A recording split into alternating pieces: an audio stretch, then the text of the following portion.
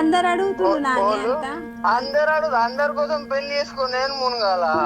Hello, నీకు mummy ఇవన్నీ పెళ్లి వద్దు చేస్తానికి మమ్మీ. లైన్ క్లియర్ అయితే అని కూడా చేస్తాం.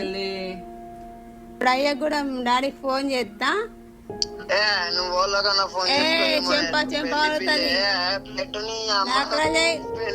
పెళ్లి ఫోన్ చేసి ఎందుకు చేసుకుని ఎన్ని రోజులు ఉంటావురా? పెళ్లి పిల్ల అని చెప్తే లిఫ్ట్ అయిపోతుంది. ఎందుకు మూడు నీకేళ్ళు లేవా? ఏంటంటే ఏమైంది? పెళ్లి చేసుకునే వయసు రాలేదు మీకు? చేసే వయసు లేదు మీకు?